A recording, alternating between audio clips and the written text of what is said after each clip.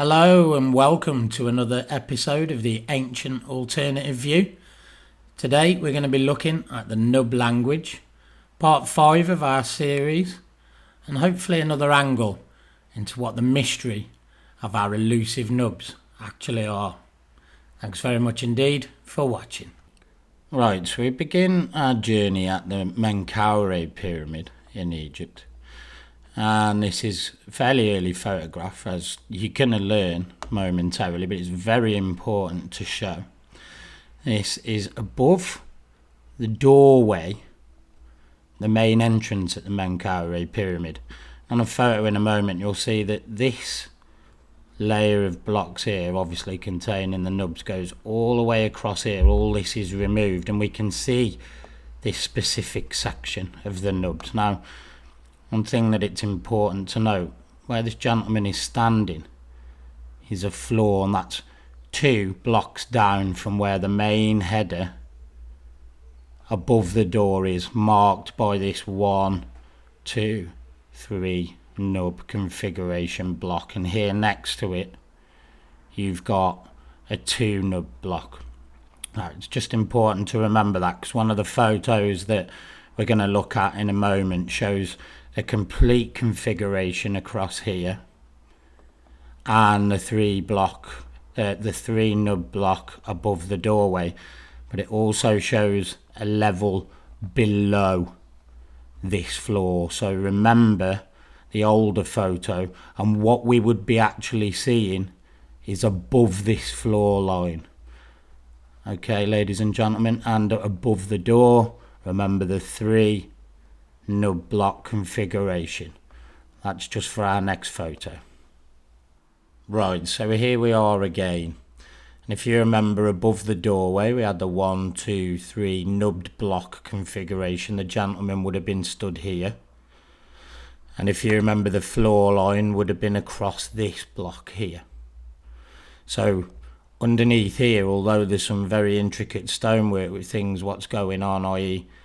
almost like these scrape marks here, and what's going on with these blocks of potential nub down there. If we look above that to this being the line, because obviously the floor was there, look here, like a marker block with the most prominent definite nub. So you may suggest, if you look closely, remember above this line, here's a strange block, and it's got 1, 2, 3, almost like our opposing nubs at the Menkaure. So just in my opinion, if we use this as a start point to almost like a sentence for argument's sake, one might even say numbers. So 1, 2, 3, what would those numbers translate to? But there's 3 nubs on the block, so you could almost say that the nubs translated to numbers at this point. But say the floor was there, so you were stood here, yeah, right, you'd only be stood up and about this high, but you'd actually be looking up at the language above where the doorway was, wouldn't you? So maybe it was counting you into a 3 block where doorways or entrances actually were, and there were start points, so you knew where the nub configurations would be. So almost like a code to a degree to different entrances within the Menkaure pyramid. That's of course if they were numbers. So we're surmising, but we're the only people looking at it, so why not? And if you think about it, and this will be relative as we go through the episode, if you were walking down this line and looking up, right, where would my doorway be, and you were this side of the doorway, then the nubs seem to lead you to where the doorway header is. Now, you might say where the gentleman was stood on the photo before, above that, those nubs actually continue down that line. And if you remember, you couldn't see, could you, because of all the rubble and so on and so forth that was around, maybe the blocks that had been taken down and moved now and so on. But this part is now a lot clearer that goes down this line here. So remember our floor line that goes past the door, almost signified there, the floor line, by one of our nubs as well. So, you know, you're walking on the floor, here we go. Is there going to be another start point similar to the one that we see here on the opposite side? So maybe we were working inwards from different areas to get to the main temple entrance. They could have been going into more detail about maybe what the temple owners wanted you to know about the temples and so on and so forth, but in the Menkaure Pyramids case, this would have been completely covered in my opinion. But if we look at the lower section and what we've got to play with, where the floor would have been here, and then on the next photo what we're going to do is look down this line, because obviously we're having to piece together photos, but basically we're looking at the face value entrance of the Menkaure Pyramid doorway here, and you've looked at one angle of a more older photograph, and then we're going to look down this line on the next photo to see what's happening on the other end as well. Right, so now we're opposite the door. There's the 1, 2, 3 nub block door header that we described, and now there's no rubble this side at all, which is great. So if we remember the single nub block that showed us the floor line, where it's important to say on other sites that we do notice nub blocks on pretty much all the base stones, what they considered the floor level of each temple, building, monument, megalithic site, pyramid. Well, we saw in the first photo that this was the floor line, so maybe this nub block was its base stone nub block. Obviously there's blocks that go down further, and there's very intricate, massive nubs. I mean, it doesn't do these nubs justice, this photograph, and how big they actually are. There's a photo with a little girl sat next to one, and the nub's almost as big as her. So there must have been significance in that block, but if we can just remember on our older photograph that all of this was covered. Now, just on the lower level here, it's important, this circle block here, we point it out that it's got this 3-line sort of configuration on there. We get that in South America, obviously in Peru, Ollantay, Tambo, we get this. And we get the nub blocks down there, of course, we're all aware of that. And we get the 3 nub block configuration sometimes shown on the floor. We'll have a look at that a bit later on. Does that signify, like here, that there may be, I mean, some of them under pathways now, but it doesn't mean to say there wasn't a doorway there on the 3 block nub configuration. So that's an important thing to now look at. If we can find the 3 nub blocks, even if they are on the floor, what is underneath to be excavated? There's a question for you. But anyway, if we look at this being the floor line, and we come across, for the life of me, this looks like that similar block. It doesn't look formed correctly, but it looks to me like 1, 2, 3 nubs would have been on there. Maybe that was your start point. And as you're walking across the floor line, which would have been this line, remember, and you're seeing the lead into the doorway. And as you get to the floor stone there, you'd be looking up and seeing your way into where the doorway was. So in this section, the nub blocks are in real one line there, and then lead up into the doorway header, which has its 3 on. So they're numbered as well. So 1, 2, 1, 1, 2, 1. What looks like a 1, definitely a blown out nub there, what we'd call an inverted nub. 1 there, maybe 2 there, definite would have been 2 there. I mean, of course, it's weathered, it's been chipped at, this thing's been pulled apart for years, but these are excellent examples, and you can see them stage up and then across to the 2 configuration and the 3. So, again, this side, when you're looking at it in detail, the actual concentration of nubs goes across the layer just above where you'd be walking, and you'd be seeing them up here, and it would lead you in above the 3 nub block, the header on the doorway. Excellent photos as well. And this 3-way block that we do see down in South America, in Peru, Andrew and I at Ancient History Criticisms found that phenomena on a block, and underneath it has a nubbed block. JJ Megalithic Maiden, she circled and showed us this, which was very similar. So does it signify the same builders? Well, that remains to be seen, but they're both nub builders. They both show this three-way configuration. Anyway, and the three-way door nub headers, sometimes they're found, as I say, on the floor in Peru. So is there more excavation to be done? As there was here in the first photograph, we couldn't see any of this because it was underneath, well, a floor, for want of a better word, that we saw the gentleman stood on there. So a lot has changed, but I find it quite intriguing that the base stone, the floor stone, has got a nub on it, and we see that pretty much in 90% of nub sites. Now, with what we've just talked about in mind, and the levels of where we would have been stood, now of course you can see the lower level courses here that come down past where you would have walked. Now if you were stood on here, okay, maybe just under your eye level, and this is the opposing nubs that we talk of and have looked at so many times, a 2 configuration at the top, a 4 around the block, a 2, and what looks like that 3 that we looked at as the start point across the walkway. Now forgive me for saying, but on the opposite photograph, if you were to continue walking down and we were to lead to the 3 nub block, we'd be at another doorway, and we would be starting to walk from here.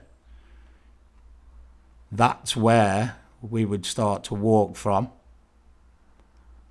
Keep our eyes open, and what would have been 2 stages up, a 2, a 3 and a doorway.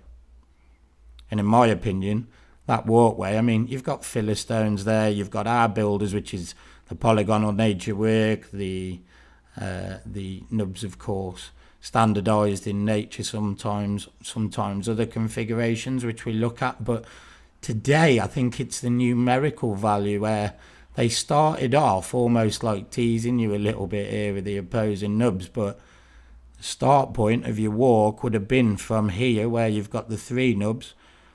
They walked you across, you'd have had a base stone nub leading up to a 2, a 3 and in through the door. So using a numerical system,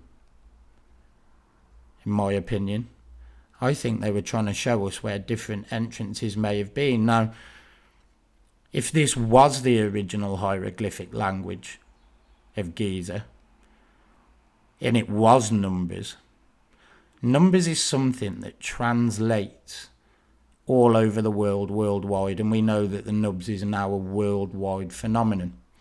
So could numbers be a key as well to the nubs? Because then regionally a number could decode to meaning to that specific region, hence why we see them everywhere. So there may not have had to have been one overall language, but maybe the numbers translated regionally into the specific requirements of the temple. And in this case, just in my opinion, it seems like they show us ways into different entrances.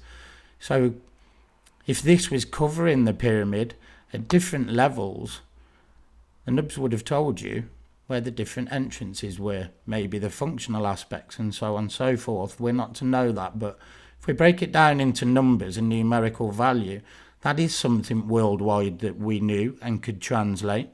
So that's food for thought. Now, if one were to assume that the Menkaure pyramid was always covered in nubs, which that's what it looks like, and we were looking at the bottom course arrangements. Now, this is a mathematical pyramid, looks into prime numbers and aspects of different numerical values within a pyramidal system. And what we could maybe determine is that if the nubs were numbers, and let's be honest, the geometry, the sciences, the physics, the chemistry, everything that was involved in the building of the pyramid suggests a highly advanced geometrical knowledge. And we could assume that maybe parts of the code, parts of the Nub language, were indeed to do with numbers. Now, we look at the nubs as maybe a configuration of 1 to 4 on each individual block. Now it gives so many different options of a numerical value, even just within prime numbers, that regionally elsewhere these numbers could have been translated into letters or a language, but ultimately they could have been, as we've looked at, for finding specific entrances. Now, if the Menkaure pyramid was covered in a mathematical geometrical sequence, then we were not clever enough by blowing holes through it to recognise the nub's very significant aspect within what would have been not only entrance markers and so on, but maybe the actual build stages through mathematics and geometrics. So I put that out there, that maybe through mathematics they were trying to show us, and the sciences, on basic principles through numbers within the nubs, to not just find entrances and functional aspects, but also how they went about building them too. And I think that was within the numbers, ladies and gentlemen, of the ancient alternative view. So here we go with the image in its entirety that we've looked at today. So there's our 3 nub header. Remember our line with our base nub up to, and we've got our 2, our 2 and our 3 that lead into the entrance. Well, for argument's sake here, which is the course above, so on our main course, if this was the next level floor and this was our base stone nub, so our floor level nub, which we find there, then ultimately you'd have to go up a block. Remember, then you'd have your 2 nub configuration and your 3, so somewhere here could quite possibly have been another doorway, and that would easily be able to be found because of the markers that they left all the way up and around the pyramid for us to find. Now, admittedly, I'm surmising and looking at patterns, but it stands to reason that if they had different levels, maybe it wasn't a doorway, maybe it was the next level to how they went off on the nubs and showed you the next doorway. That base stone looks ever so slightly different to that one. Is the marker the 3 block 1, 2, 3 that we've looked at like in the opposing blocks? Well, again, we're the first, along with the team might I add, to look at this phenomenon and put it into numerical value. So maybe you're spotting things that I'm not, but it seems to stand to reason from the first photo that this was our floor line where the gentleman was standing. And again, I'll point out that we've looked at the Menkaure pyramid only today. There are other ×3 configurations of the nubs worldwide that we'll look at on different Nub language videos. Now, we're looking at maybe relating the phenomenon to numerical aspects. But again, we have to find these full examples of the nubs, which I know a few people that research this phenomena, i.e. the Stone Nub Language on Twitter, he looks at Peruvian examples. It's very difficult to find configurations that haven't been moved, but in this instance, I think we're actually looking at the original configuration of our nubs. And I think it poses some very intriguing questions with reference to where these doorways were around the 3 nub block marker. Were these base stone nubs markers? Remember, this was the floor, like we find on pretty much all Indian examples of temples, the base stone Greek examples, and also in the Athens Acropolis within the internals we find different nub configurations and ultimately lead to doorways as well. So, you know, a kind of build schematic in a way, but using numerical values. It's something that kind of we haven't looked at before here to apply to the Nub language. So I look forward to hearing your comments on the Menkaure pyramid and the numerical value of the language that we've looked at today. It's certainly a different angle than we've seen before. Please let me know. Lots in the pipeline at the Ancient Alternative View. Next instalment of the Ancient Global Hallmarks coming soon.